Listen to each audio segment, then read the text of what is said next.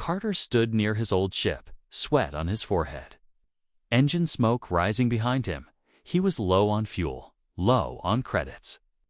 And we're stuck on a trade moon at the edge of Zarnic space. No human came here unless they were desperate, and Carter was very, very desperate. He opened a storage box and stared at the last bottle of Earth whiskey. It was old, expensive, and probably worth more than his entire ship. But without fuel, he'd never leave this rock. He sighed, tucked the bottle into his jacket, and started walking toward the market. The alien market was loud, strange, and smelled like burnt spice and wet leather. Creatures of all shapes moved between stalls' tentacles, wings, glowing eyes. Carter didn't look at them. He just walked straight to a fuel broker. "I need fuel," he said. "Only have this." He pulled out the whiskey bottle and set it on the table. The broker, fat, bug-eyed Tarnix, nodded. "Human drink, useless here." Carter was about to argue when someone spoke behind him. "I'll take it," said a calm, smooth voice. Carter turned. Standing there was a tall alien woman with silver skin and long blue robes. Her eyes were sharp, and her face was beautiful in an unearthly way. 3 girls stood behind her, tall, quiet, and watching Carter with curious expressions. "I am Velmaha," she said. "These are my daughters. I will trade you fuel in return for this Earth spirit." Carter hesitated. "It's just whiskey." Velmaha smiled gently. "To you, perhaps, but to us, it is a symbol." The Tarnic broker didn't say a word, just slid back as if this was now out of his hands. Carter blinked, confused. "All right, deal." They shook hands. Velmaha nodded, and one of her daughters handed Carter a small crystal case, fuel cells glowing inside. He stared in disbelief. This is enough to fly for weeks. I am generous." Velmaha said with a mysterious smile. "You are brave to carry such a bottle into our market." Carter didn't know what that meant. He just thanked her, turned, and hurried back to his ship. As he walked, he felt the daughter's eyes following him. He didn't look back. Later that night, Carter sat inside his ship, staring at the glowing fuel cells. He still couldn't believe his luck. 1 bottle of whiskey, and he was ready to fly again. He laughed to himself, leaned back, and closed his eyes. A knock came at the door. He frowned and opened it. All 3 daughters stood outside. One of them, the eldest, stepped forward. "You made the offering," she said softly. "You are now bound." "What?" Carter blinked. "I just made a trade." The middle daughter tilted her head. "To offer Earth spirit to a matron is to begin the bonding." Carter shook his head. Wait. I didn't agree to anything like that." The youngest giggled. Too late, they stepped inside without asking, looking around his small ship. Carter backed away. "Okay, hold on, explain." The eldest spoke again. "Velmaha is a matriarch in exile. She accepted your gift as a proposal, and passed her right to us. You now belong to us," said the middle daughter, smiling slightly, "in your Earth words." Husband Carter felt the blood drain from his face.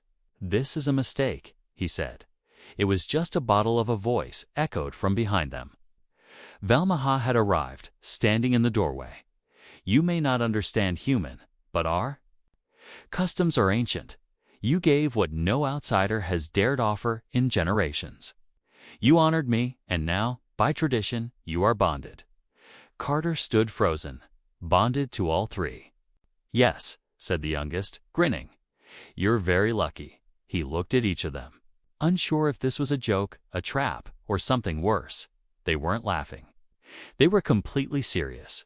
Velmaha walked up to him slowly. Her eyes were calm, unreadable. "You don't understand what you've just accepted," she said softly, "but you will." She placed a hand on his chest and whispered something in her native tongue. Carter felt a warm pulse through his body. The daughters bowed slightly, then turned to leave. Velmaha looked over her shoulder. "One last time, you are part of us now," she said. "Prepare yourself." And then they were gone. Carter locked the door, sat down, and stared at the fuel. The bottle was gone. His ship was full. But he couldn't shake the feeling that something far bigger had just begun, something he couldn't escape. Even with all the fuel in the galaxy, Carter didn't sleep much that night. He kept hearing the alien girls' voices in his head. Husband, they had called him, as if his life belonged to them now. When he finally drifted off, it was only for a few hours. He woke up to loud knocking on the ship's ramp, groaning. Carter pulled on his boots and opened the door. The 3 daughters were back, this time dressed in fine robes and strange glowing jewelry. Each one carried a gift. "We begin the ritual of recognition today," said the eldest. Her name was Alira, tall and serious, with silver bands on her arms. "I didn't agree to any ritual," Carter muttered, rubbing his face. "You did?" said the second sister more softly. Her name was Vila, quiet, graceful. "And always watching, you made the offering. I gave your mother a drink," Carter said, confused and tired. "Not a proposal in our world." Alira said calmly, "That drink is sacred.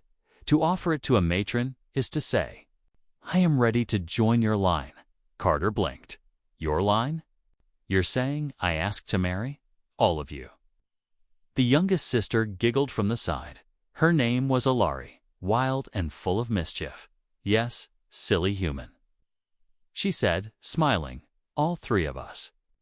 Carter stepped outside his ship and closed the hatch behind him. He crossed his arms, trying to stay calm. "Listen," he said. "I didn't know your customs. I didn't mean anything like that." Vila stepped closer. "That does not matter now. You made the offering before witnesses, and our people have already seen what?" Carter asked, feeling uneasy. "Elari broadcast the trade to the local feed," Lyra said, her tone flat.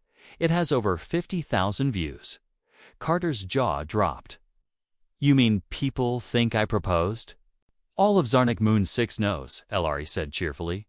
"You're quite famous now." Carter turned in a circle, running a hand through his hair. "This is insane," he said. "I can't marry anyone." "Then you must challenge the bond," said Alira. "In court. Or you accept and begin the path of trials." Vila added gently, "We each prove ourselves. And you choose who becomes primary wife." Carter stared at them. "This is real for you, isn't it?" All 3 nodded, their faces serious. Carter sighed. "I just wanted fuel." "You've got much more," Elari said with a wink. Before he could say more, a large armored figure appeared behind them. He wore golden plates and a sharp helmet, carrying a long ceremonial spear. "The rite shall begin," the guard announced. "All suitors must follow." Carter opened his mouth to argue, but Alira had already taken his arm. "Come, husband," she said calmly. "Our family name rests on this." They led him to a wide circular arena in the center of the moon settlement. Dozens of alien eyes stared from the balconies. People whispered as Carter walked past. Some were confused, some amused, some jealous. He even heard a few people say, "Lucky human. And he doesn't look strong enough." In the center, a high platform waited. With 3 cushions and a single chair, the sisters sat gracefully on. The cushions, Carter was pushed into the chair. A female judge stood before them, her skin purple and eyes glowing white. She raised her hand, and silence fell. "The human has entered the bond," she announced. 3 daughters of El Maha seek his favor. Carter raised a hand awkwardly. "Excuse me, I didn't silence." The judge said, "Let the first trial begin." A door opened and out walked a tall beast with 6 legs and tusks. Carter jumped from his seat. "What is that?" "Strength trial," Alira said. Standing up and cracking her knuckles, she walked forward, picked up a long staff, and faced the beast. The crowd roared. She fought with power and precision. Dodging the creature's attacks, she struck its legs, spun, and knocked it to the ground in under a minute. The crowd cheered, and Alira bowed. Carter clapped slowly, still in shock. "That's impressive," he said. Then came the second trial. Vela stepped forward. A table was brought out, covered in puzzles and alien games. She solved each one faster than Carter could blink. Her hands moved like flowing water, her eyes never leaving the pieces. The judge nodded in approval. Finally, Laurie skipped forward for the third trial. She sang, danced, and made the crowd laugh.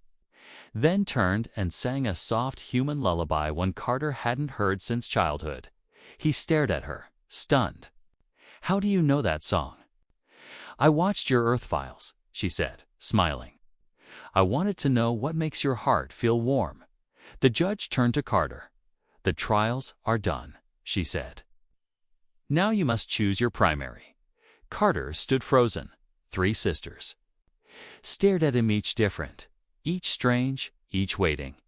He opened his mouth, then closed it again. I need time," he said finally. The judge nodded. "You have 1 cycle." As he walked away from the arena, Carter's thoughts spun.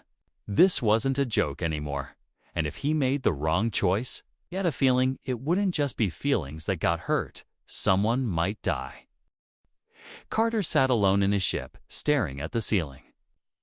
He had 1 day to choose which sister would become his primary wife. The word itself made him sweat.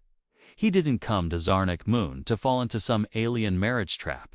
He only wanted fuel. But now, 3 powerful women were waiting for his decision, ready to change their future for him.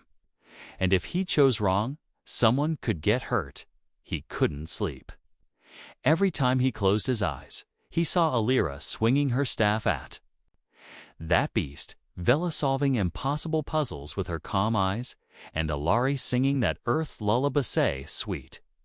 So human, he rubbed his face and sighed. He needed answers. Not from the sisters, from Valmaha, the stepmother who started it all. He found her in a high tower near the market. The room was filled with glowing stones, books, and strange humming music. She looked at him with tired eyes, as if she had been waiting for this moment. "You didn't warn me," Carter said. "You knew I didn't understand your customs," Valmaha folded her hands. "I knew," she said softly. "But I also saw your kindness, your bravery. And the bottle you offered was no small gift." "I was desperate," Carter muttered. "It wasn't a proposal." "In our eyes, it was," Valmaha said. "And more than that, my daughters accepted it." Carter looked at her sharply. "Why me?" Valmaha stood, walked over to a shelf, and pulled out a hologram disc. She pressed a button, and a scene appeared, footage of Carter at the market, offering the bottle the way he held it. The calm way he spoke, the way he handed it over. To the aliens watching, it looked formal, noble, like a ritual. "You didn't know," Valmaha said, "but the stars chose the moment." Carter shook his head. "What if I choose no one?" Valmaha turned serious. "They will fight Carter," she said. "Not with swords, but with silence, hurt, distance. Until the bond tears them apart." He felt a knot in his chest. He didn't want that. He didn't want to break them. Valmaha stepped closer. "So learn who they are," she whispered. "Not with trials, but with your eyes and heart." The next morning, Carter invited Alira on a walk. She was quiet, strong, and always a bit too serious. They walked along the outer ridge, where alien birds flew and glowing plants grew tall. "You're the eldest," Carter said. "Is that why you always speak for them?" "Yes," she said firmly. "I was trained to lead, protect, and carry our family honor. Do you even want to marry me?" Carter asked. Alira stopped, looked him in the eye. "I don't know," she said, "but I do know. You treated my mother with respect when no one else would." That made Carter pause. Respect, not love. But something close. Later, he met Vela in the memory chamber, a place where thoughts and dreams were projected as light. She sat cross-legged, watching a soft glow above her head, scenes of dancing stars and oceans. "You're not like your sisters," Carter said gently. "You don't talk much." "I talk through feelings," she replied. She touched a crystal, and Carter saw images of him laughing, fixing his ship, helping a child in the marketplace. "You watched me." "I felt you," Vila said. "You carry pain, but also light." Carter didn't know what to say. He sat beside her in silence, and somehow, that silence said more than words ever could. Finally, that evening, Carter found Alari in the hangar bay. She was dancing alone, spinning, singing softly. When she saw him, she waved and laughed, trying to run away again. Carter joked. "Maybe," she said, winking. "But I knew you'd follow." Carter leaned against the wall. "You're the wild one," he said. "You don't care about the rules. I care about what makes me feel alive." Alari said. "And you do." Carter raised a brow. "Why?" "Because you're not afraid of me," she said. "Most men want to tame me, control me, or worship me. You just look at me." He didn't answer. He just smiled. That night, Carter sat outside his ship again. The stars above shimmered, and the wind was soft. He had walked with strength, thought with mind, danced with spirit. He had seen pieces of each sister that no trial could show. But something strange happened as he closed his eyes. He heard a whisper, a voice not from the sisters, a cold, bitter voice in his mind. "Choose wrong, and one will die." Carter's heart pounded. He looked around, but no one was there. He rushed into his ship, locked the door, and scanned the outer cameras. Nothing, but something had changed. Something was watching. Something didn't want peace. The bond had awakened. More than love, it had stirred ancient eyes. And not all of them were friendly. Carter didn't leave his ship for the next few hours. That whisper haunted him. "Choose wrong, and one will die." He checked the ship's sensors again. Still nothing outside. No movement, no heat signals. But the feeling wouldn't go away. Like eyes watching him from the shadows, he sat in the pilot's seat, hands clenched. Was it just fear playing tricks on him? Or had something truly dangerous been awakened? He thought about the sisters, Alira with her pride, Vela with her calm mystery, and Alari with her fire. They didn't seem like threats, but what if this bond was bigger than all of them? Carter decided to go see Velmaha again. He needed answers, and this time he wouldn't leave without them. Velmaha's tower was darker than before. Guards stood outside now, armored and silent. They let Carter pass with only a glance. Inside, the stepmother sat before a glowing table, her eyes sharp like blades. "You feel it too," she said without looking up. Carter stopped. "Feel what?" "The bond shifting," she whispered. "It pulls more than just hearts. Human, it stirs bloodlines, secrets, and enemies." Carter stepped closer. "What enemies?" "Who wants your daughters dead, if I choose wrong?" Finally looked at him. Her face was tired, but not weak.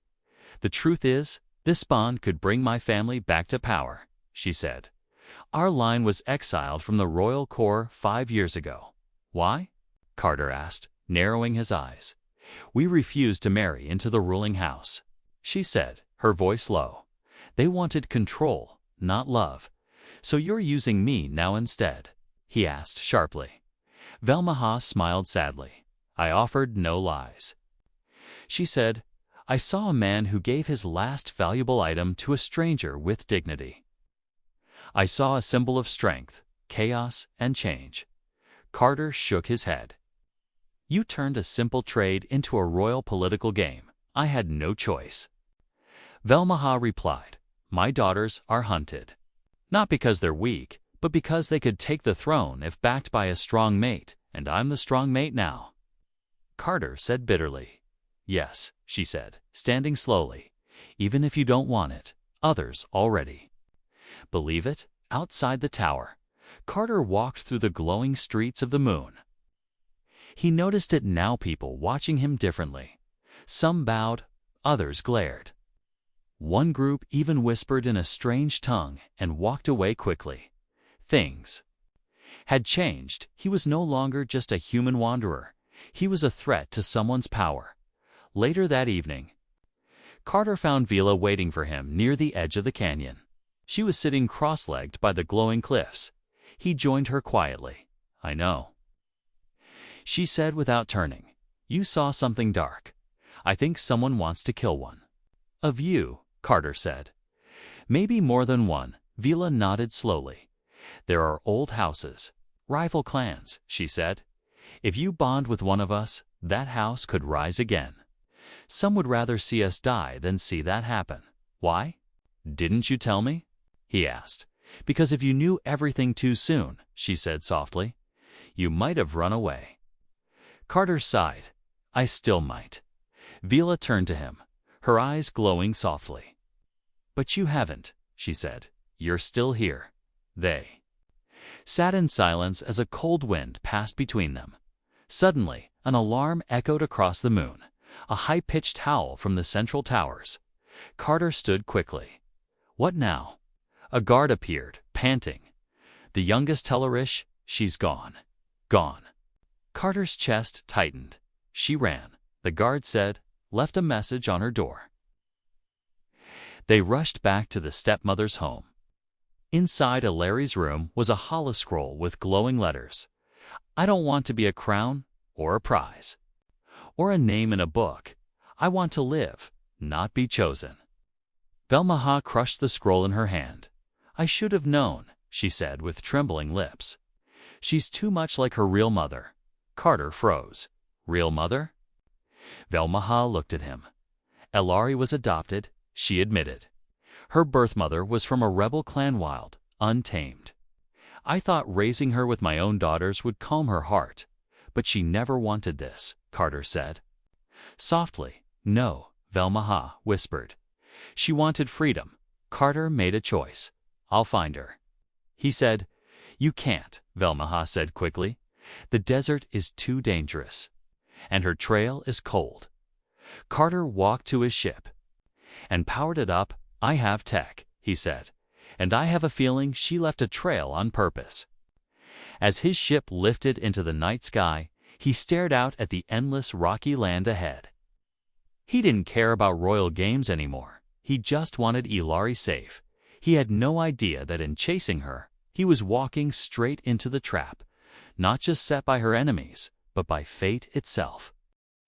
Carter flew low over the rocky canyons, his ship skimming close to the ground.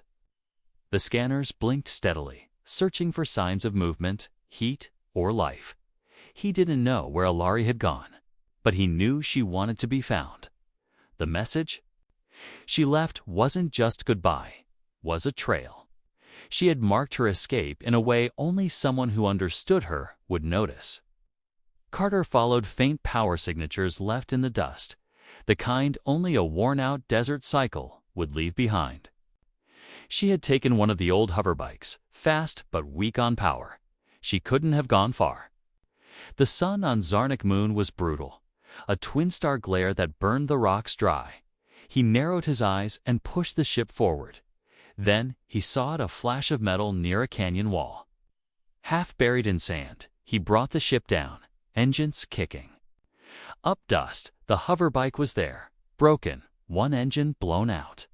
And footsteps, small and light, leading into a narrow path between cliffs. "She's here," Carter whispered, grabbing his pack and setting off on foot. It took an hour of climbing and sliding down rocky slopes. The wind howled through the canyons like it was whispering secrets.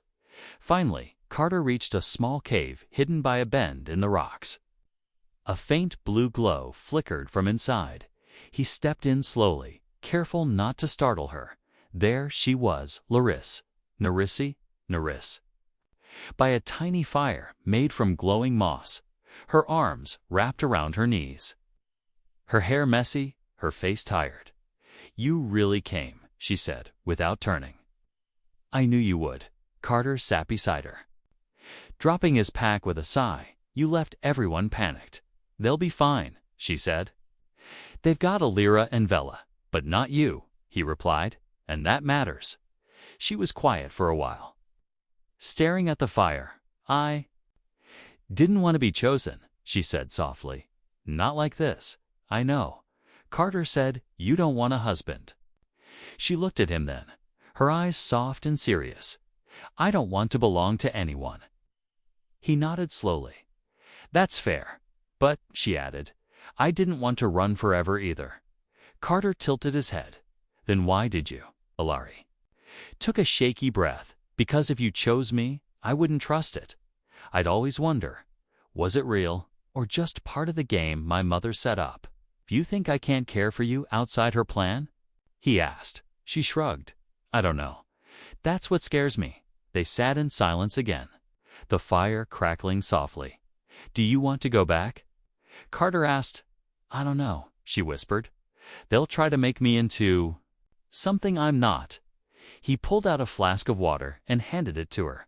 She drank slowly, then smiled faintly. You always bring water. You always forget it, he replied with a small grin. Ilari leaned her head on his shoulder. I don't want to lose myself, she said. I don't want to be the wild one who ends up tamed. You don't have to be, Carter said gently. You can be wild, fierce, loud, and still loved. She looked at him again, her eyes searching his face.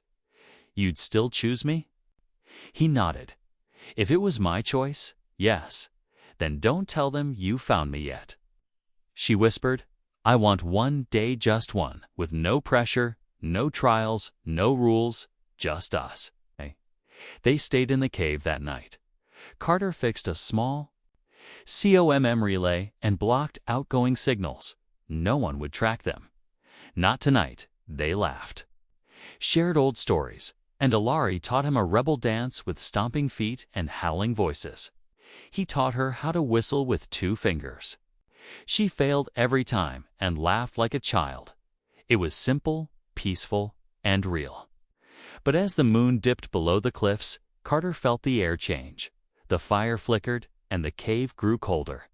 Then came the sound, a deep, throaty growl from the canyon entrance. Carter stood quickly.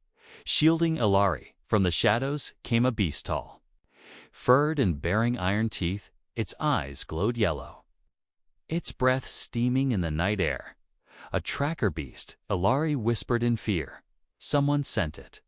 Carter reached for his blaster, but the beast moved fast, pouncing forward, claws out. Carter fired once, missing. The blast lit up the walls, and Ilari screamed. They ran deeper into the cave, ducking through a narrow crack. The beast followed, slashing stone and roaring behind them. They reached a dead end. Carter turned, gun raised, heart pounding. I'll hold it, he said. Ilari grabbed his arm. No, not alone. The beast lunged. Carter fired twice, hitting its chest. The creature stumbled, then fell with a loud crash. Silence returned. They stood frozen, panting. Ilari clutched his hand tightly. She said one day. Carter whispered, but we might not even have that. She looked at him, eyes wide. Then promise me something, anything, he said. If I don't survive this bond, if they make you choose. Don't choose out of guilt, Carter nodded. I'll choose from the heart and deep inside. A choice was already forming, but the war outside hadn't ended. It had only just begun. Carter and Ilari returned at sunrise. The guards at the city gate froze when they saw them walking side by side. Dust covered their clothes. Ilari's cheek was scratched, and Carter's eyes were fierce. No one spoke. The guards simply stepped aside.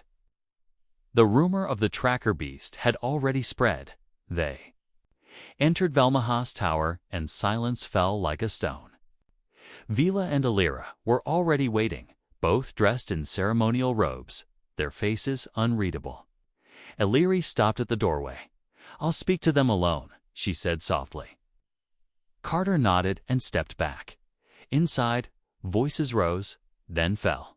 There was no screaming, no fighting, just silence, then calm words. After a while, Velmaha emerged, her face cold. "The council has spoken," she said to Carter. "There will be a final right." Carter frowned. "What kind of right?" Velmaha looked away. "The Union duel?" Carter stood in the arena again. The same place where the trials had taken place. But this time the crowd was quiet. There was no laughter, no cheers, only whispers. On the platform stood 3 swords, long and curved with glowing hilts. Beside them, the daughter Celira, Vela, and Alara stood in silence. Their eyes did not meet. Carter walked forward. "This is madness," he said loudly. "They're sisters. They are also rivals." "Now," Velmaha replied from the judge's seat, "one will stand as your mate, the others must surrender." "What if I refuse?" Carter asked, his voice echoing. "Then the bond is shattered," Velmaha said coldly. "And all 3 lose honor, protection, and future."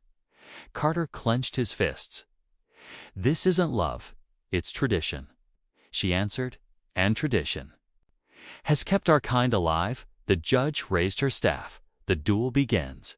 Alira stepped forward first, sword in hand. Her stance was sharp, her eyes full of pain. She did not want to fight, but she would if she had to. Vela followed, slower, holding the blade like it weighed too much.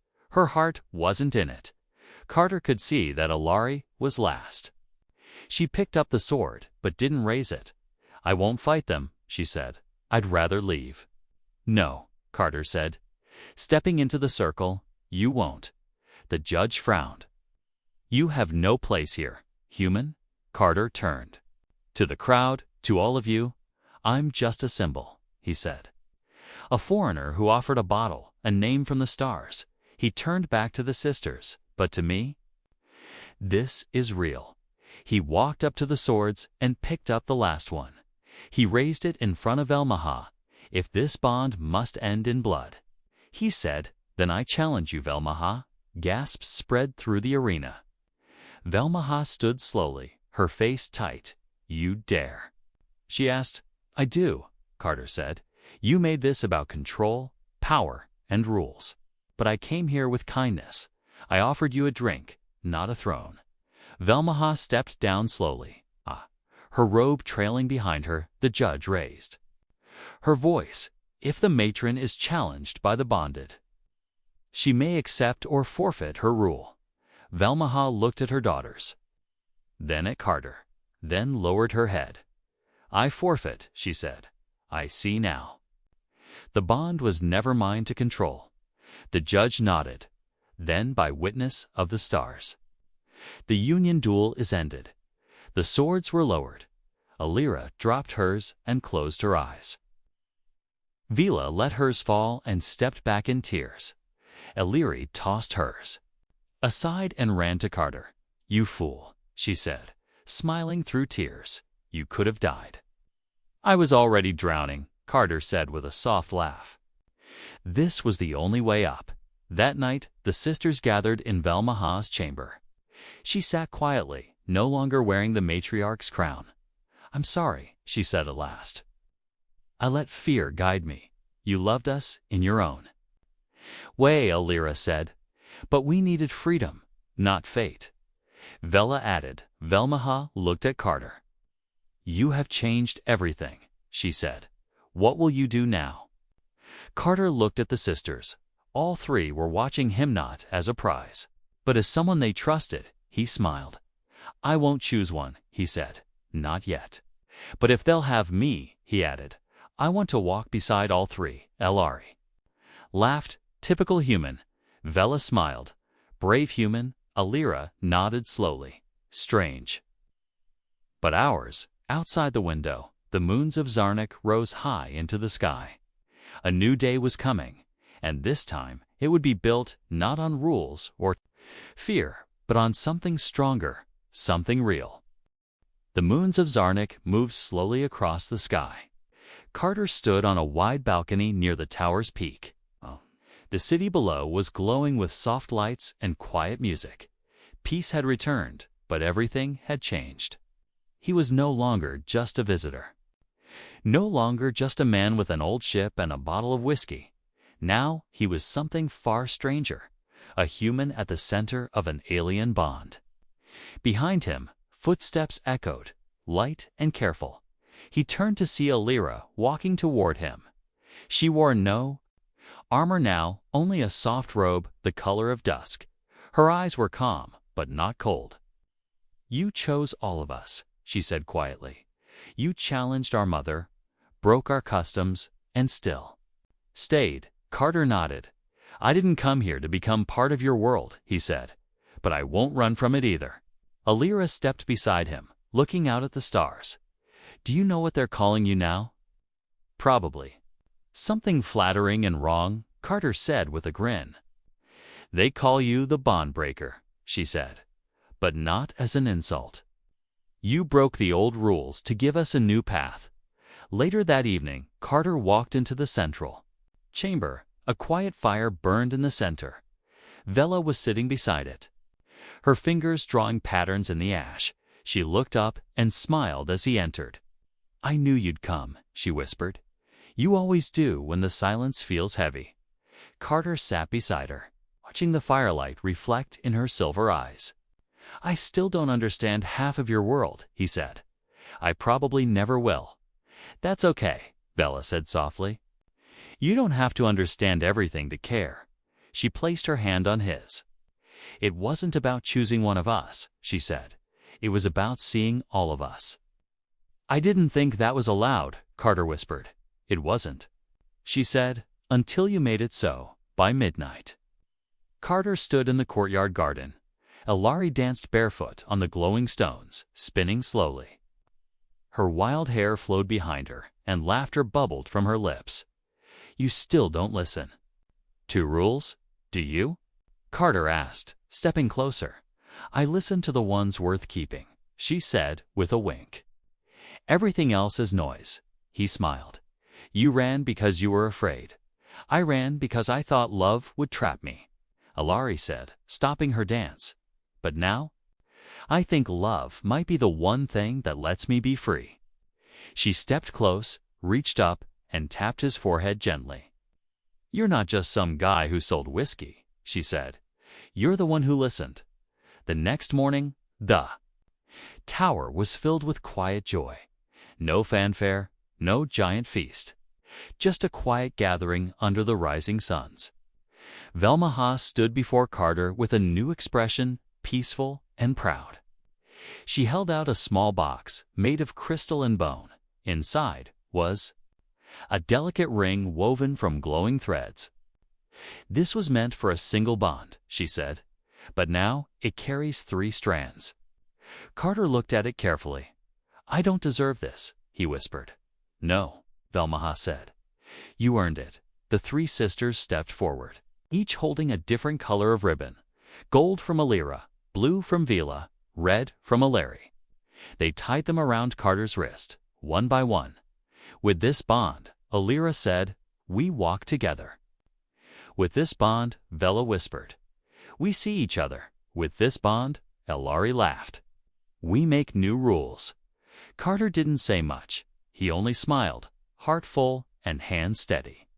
He had come to this moon with nothing, but now he stood surrounded by something rare, a family born not from blood, but from choice. Weeks passed, the city began to change. Old customs were questioned, new ones took root. Other houses sent messages not of war, but of curiosity. They wanted to meet the human who challenged the matron and united her daughters. Carter became something of a legend. The man who sold a bottle of whiskey and earned 3 hearts in return. One night, Velma Haas visited him again. She looked different, lighter somehow. She handed him another bottle, this one sealed with silver. "Wax, this time," she said with a gentle smile. "It's a gift." Carter raised a brow, not a proposal. "No," she chuckled.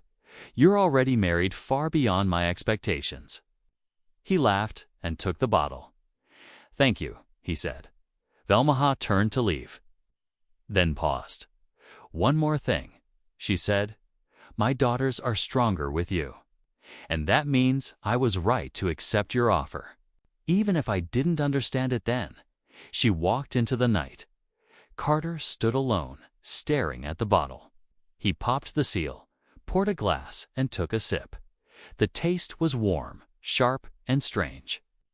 Just like his new life, he looked up at the stars and smiled. "Not bad for a bottle of whiskey," he said softly. Behind him, he heard laughter. 3 voices calling him back inside. He turned, smiling. "Coming, wives," he said, and stepped into the warmth of home.